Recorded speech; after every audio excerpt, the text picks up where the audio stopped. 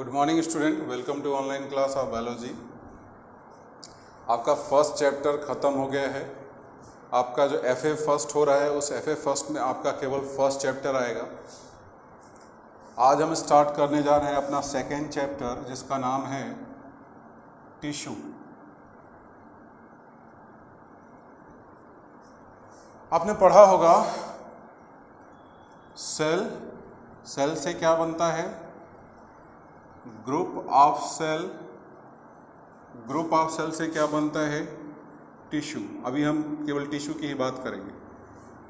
मतलब अगर टिश्यू का फॉर्मेशन होगा तो किससे होगा, ग्रुप ऑफ सेल से। जब ग्रुप ऑफ सेल हमको कई सारे सेल मिलेंगे तो वो डिफरेंशिएट करके क्या फॉर्म करते हैं, टिश्यू फॉर्म करते हैं। तो अगर हमसे टिश्यू की डिफिनीशन पूछी जाए तो कहा जाएगा ग्रुप ऑफ सेल, साथ में नोट्स भी बनाते चलिएगा, group of cell having common origin, इनकी ओरिजिन क्या हो, एक जैसी हो, एक जगह से हो, having common origin and perform common function. क्या परफॉर्म करें, एक जैसा फंक्शन परफॉर्म करें तो हम उनको क्या बोलते हैं, उसको हम बोलेंगे क्या, टिश्यू। उसको क्या बोला जाएगा, टिश्यू बोला जाता है। ये तो आपकी डेफिनेशन हो गई, ठीक है। अब बात आती है टाइप ऑफ टिश्यू की। टाइप ऑफ टिश्यू तो कहता है on the basis of origin, origin के आधार पर, किसके बेसिस पर, किसके आधार पर, ओरिजिन के आधार पर। टिश्यू हमारे पास दो तरीके के होते हैं और यही हमको पढ़ना है प्लांट में। पहला है मेरिस्टेमेटिक टिश्यू और दूसरा हमको पढ़ना है परमानेंट टिश्यू। क्या पढ़ना है, परमानेंट टिश्यू। हमारे पास क्या आता है, ओरिजिन के बेसिस पर, इनकी ओरिजिन कैसी होती है इसके बेसिस पर हमने टिश्यू को दो ग्रुप में डिवाइड किया।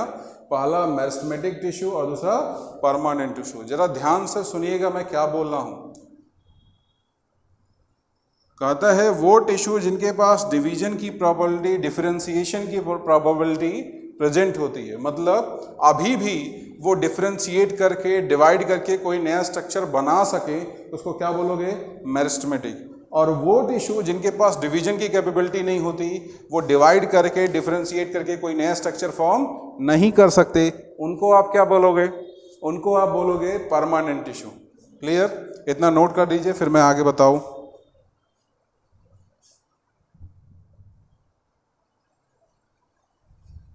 इन दोनों को हम एक एक करके पढ़ते हैं। सबसे पहले हम पढ़ेंगे मेरिस्टेमेटिक टिश्यू। इसी में सबसे पहला हमारा क्या है,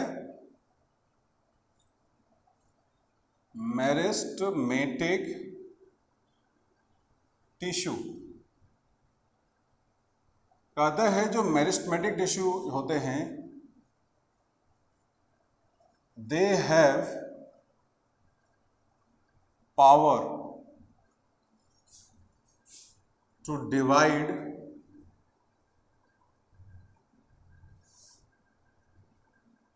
या डिवाइड ना लिखिए, they have power to differentiate.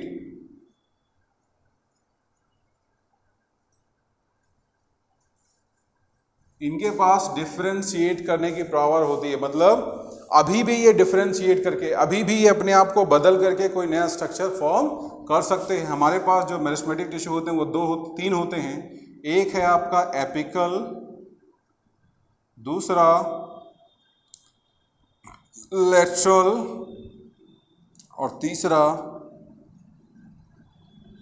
Intercalary. आपने गन्ना देखा होगा, शुगर केन देखा होगा, ध्यान से देखिए, ये बहुत कॉमन एग्जाम्पल है इसलिए मैं इसी को बताता हूँ। आपने गन्ना देखा होगा, गन्ने में आपने गांठ देखी होगी, देखा है ना, ऐसे गांठ प्रेजेंट होती है। और जहाँ पर गांठ होती है वहाँ पर ऐसे एक छोटा सा बड निकला होता है, ऐसे गांठ के साइड पर ऐसे बड निकला होता है गन्ने में, कहीं इधर होता है कहीं इधर होता है, इस तरीके से स्ट्रक्चर प्रेजेंट होता है। तो कहता क्या है कि इस गन्ने के जो एपिकल पार्ट होते हैं, सबसे ऊपर का पार्ट, ये कौन सा पार्ट है, ये एपिकल पार्ट है। इसमें जो सबसे ऊपर वाली सेल है, सबसे एपेक्स वाली सेल, सबसे ऊपर वाली सेल, इस सबसे ऊपर वाली सेल को क्या बोलते हैं, एपिकल सेल बोलते हैं। क्या बोलते हैं, एपिकल सेल, या इसी को एपिकल मेरिस्टेमिक टिश्यू बोलते हैं। ये क्या है आपका एपिकल सेल। मेरिस्टेमिक टिश्यू में हम इसको 3 पार्ट में डिवाइड कर, मतलब इनमें अभी डिवीजन की कैपेबिलिटी होती है। तो सबसे किसी भी प्लांट में, ये गन्ने में ही नहीं, किसी भी प्लांट में, जैसे मान लो मैं तुमसे कहूँ कि हमारे पास ये एक प्लांट है, ये एक ब्रांच है प्लांट की, और ये इसका एपेक्स है, तो ये जो सबसे ऊपर वाला है पार्ट, सबसे ऊपर वाला जो सेल है, ये कौन सा है, एपिकल। तो गन्ने में जो सबसे ऊपर, शुगर केन में जो सबसे ऊपर वाला सेल, इसको क्या बोला आपने, एपिकल सेल। और इस एपिकल सेल के पास ये कैपेबिलिटी होती है कि मान लो मैं अगर ऐसे कहूँ कि ये एपिकल सेल है, तो जब ये डिवाइड करता है तो दो सेल बनाता है, फर्स्ट और सेकेंड। अभी पूरा का पूरा क्या था, अभी पूरा का पूरा जो सेल था उसको हमने बोला था एपिकल सेल। लेकिन जब ये डिवाइड करके 2 सेल बनाता है तो ऊपर वाले सेल को हम बोलते हैं एपिकल सेल, और नीचे वाले सेल को बोलते हैं बेसल सेल। एक चीज याद रखिएगा, पूरा का पूरा एक सिंगल सेल था, हमने क्या बोला था, एपिकल सेल। डिवाइड करके उसने 2 सेल बनाया, तो ऊपर वाले को क्या बोला, एपिकल सेल, नीचे वाले को क्या बोला, बेसल सेल। इस बेसल सेल में अब कोई डिवीजन नहीं होगा, ये फर्दर डिवाइड नहीं करेगा। फिर डिवाइड कौन करेगा, एपिकल सेल। ये एपिकल सेल फिर ये अपने आप को क्या करता है, साइज में इस तरीके से बढ़ाएगा, अपना साइज ग्रो करेगा, ग्रो करने के बाद फिर डिवाइड कर जाएगा, फिर ये फर्स्ट हो जाएगा और ये क्या हो जाएगा आपका सेकंड, मतलब ये आपका एपिकल हो जाएगा और ये आपका क्या हो जाएगा, बेसल। इसका मतलब प्लांट में जो ग्रोथ होती है उसमें जो सबसे ऊपर वाला सेल होता है वो डिवाइड करके 2 सेल बनाता है।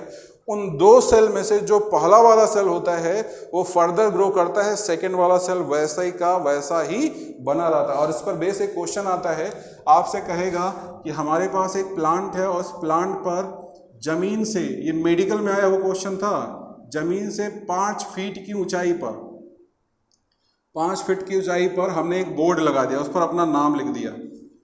कहेगा 20 साल बाद इस बोर्ड की ऊंचाई जमीन से कितनी होगी, तो वो 5 ही फीट होगी। क्यों, क्योंकि इस पार्ट में ग्रोथ नहीं हो रहा है, ग्रोथ किसमें होता है, सबसे ऊपर वाले सेल में।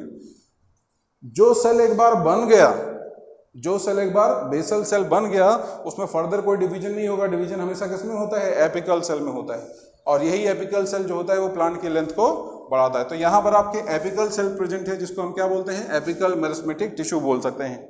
ठीक है।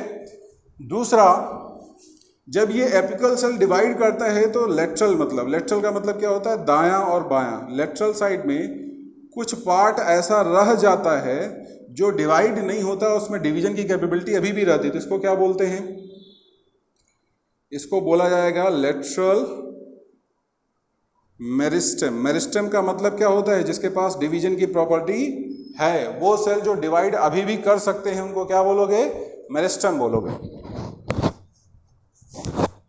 ठीक है। तो ये हमारे पास एपिकल था और ये क्या हो गया, लेटरल। लेटरल का मतलब जैसे ये आपका है ना, ये लेफ्ट और ये क्या है, राइट, लेफ्ट और राइट। मैं अगर अपना लेटरल की बात करूं तो ये लेफ्ट और राइट जो मेरे हाथ हैं ये क्या है, लेटरल पार्ट है। तो उसी तरीके से जो मेन स्टेम होता है उसका जो लेटरल पार्ट होता है, ठीक है, आपने देखा होगा प्लांट को जब हम लगाते हैं तो पहले प्लांट मोटा पतला होता है, बाद में फिर उस प्लांट की मोटाई क्या होती है, बढ़ती है। तो मोटाई बढ़ाने में लंबाई ये प्लांट की प्राइमरी ग्रोथ होती है और मोटाई ये प्लांट की सेकेंडरी ग्रोथ होती है। प्राइमरी ग्रोथ के लिए रिस्पॉन्सिबल एपिकल होता है, सेकेंडरी के लिए लेटरल होता है। ये चीज याद रखिएगा, लंबाई प्लांट में प्राइमरी ग्रोथ है और मोटाई प्लांट में सेकेंडरी ग्रोथ है। अच्छा, आपके जो ये नोड होते हैं, जो गांठ होती है ना प्लांट में, इसी गांठ को हम क्या बोलते हैं, नोड बोलते हैं। ये भी नोड है और ये भी क्या है, ये भी नोड है। और 2 नोड के बीच में जो पार्ट होता है इसको क्या बोलते हैं, इसको बोलते हैं इंटर नोड। इंटर का मतलब होता है बिटवीन, 2 के बीच में, तो नोड के बीच का पार्ट है। कहता है इस नोड पर जो ये सेल्स प्रेजेंट होते हैं, ये जो नोड पर सेल्स प्रेजेंट होते हैं, इन्हीं को हम क्या बोलते हैं, इंटर कैलरी मेरिस्टेम। क्या बोलते हैं? इंटरकैलरी मेरिस्टेम बोलते हैं। तो ये आपके पास 3 मेरिस्टेम है। ये प्लांट में 3 ऐसी जगहें होती हैं जहां पर डिवीजन हमेशा होता रहता है। एक है आपका सबसे ऊपर वाला सेल जिसको आपने क्या बोला? Apical meristem. फिर लेटरल साइड पर जो आपके प्रेजेंट होते हैं लेफ्ट और राइट, उसको क्या बोला?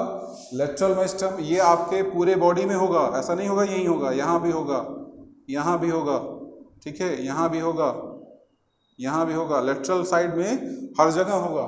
और जो नोड आपका होता है, जो आपका नोड होता है, नोड पर जो सेल होते हैं जिनमें डिवीजन की कैपेबिलिटी होती है उसको क्या बोलते हैं? इंटरकैलरी। इसमें जो आपका एपिकल होता है ये प्लांट की किस ग्रोथ में पार्टिसिपेट करता है? Primary growth. और प्राइमरी ग्रोथ में क्या बढ़ता है प्लांट के अंदर? लेंथ बढ़ती है। क्या बढ़ती है? लेंथ। और लेटरल क्या करेगा? ये सेकेंडरी ग्रोथ प्लांट में इनिशिएट करता है और ये क्या करेगा? ये विथ इंक्रीज करेगा। और इंटरकैलरी ये भी आपका प्राइमरी ग्रोथ में हेल्प करता है, प्राइमरी ग्रोथ। तो इसको ऐसे ही नोट कर लीजिएगा। द एपिकल मेरिस्टेम, जब डिफिनीशन आप लिखोगे apical meristematic tissue are present on the apex of the plant. लिखो यही, apical meristematic tissue are present on the apex of the plant and they are responsible for the primary growth of the plant. ये definition हो गई इसकी। फिर है आपका lateral meristem. कहोगे लेटरल, लिखो इसको, lateral meristematic tissue are present on the lateral side. Lateral meristematic tissue are present on the lateral side of the stem. लिखा, lateral meristematic tissue are present on the lateral side of the stem. They are responsible for the secondary growth in the plant. हो गया। Third आपके पास है intercalary. Intercalary meristematic tissue are present on the node. लिखिए इसको, intercalary meristematic tissue are present on the node of the stem and they are responsible for the primary growth. Note कर डालिए।